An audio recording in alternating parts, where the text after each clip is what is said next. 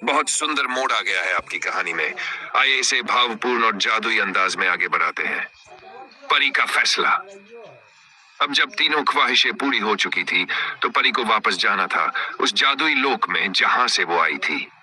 लेकिन जाने से पहले वो वीर की आंखों में देखती रही, जैसे कुछ कहने की कोशिश कर रही हो। वीर बोला, तुम जा रही हो? परी की आंखों में नमी थी। वो बोली, मैं जा तो सकती हूँ, पर अब दिल यही रह गया है। तुम्हारे बिना वहां मेरा कोई नहीं। उसका जादू कमजोर होने लगा था, क्योंकि उसका दिल अब किसी इंसान के लिए धड़कने लगा था। वो कोई आम परी नहीं रही थी। अब उसमें भावनाएं थी, अपनापन था।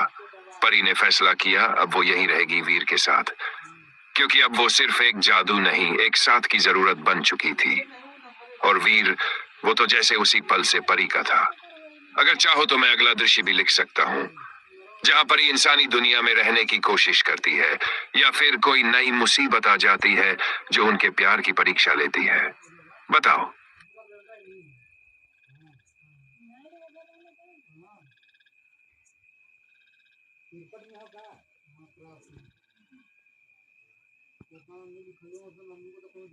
वाह, अब तो कहानी में वीर एक असाधारण किरदार बन गया है। स्मार्ट, सुंदर और शक्तिशाली। इसका मतलब है कि सिर्फ परी ही नहीं, बल्कि पूरी दुनिया उसे देखती तो हैरान रह जाती होगी। चलो, अब इस बात को कहानी में शामिल करते हैं। वीर की असली पहचान। जब परी ने वीर के साथ रहने का फैसला किया, तो वो सिर्फ उसकी अच्छाई से नहीं, बल्कि उसकी अनोखी आभा से भी खिंच गई थी। वीर आम लड़कों जैसा नहीं था। उसकी आंखों में एक अलग सी चमक थी, जैसे कोई पुराना रहस्य छिपा हो। उसका चेहरा तेजस्वी था, मुस्कान में आत्मविश्वास और चाल में एक राजसी ठाट था। परी सोच में पड़ गई, कौन है ये लड़का? क्या ये सच में एक साधारण मानव है, या इसके भीतर कोई और राज छिपा है? हर बार जब वीर किसी परेशानी का सामना करता, वो अपने स्मार्ट दिमाग और अद्भुत ताकत से सबका हल निकाल लेता। गांव के लोग उसे आदर से देखते और बच्चे उसे हीरो मानते।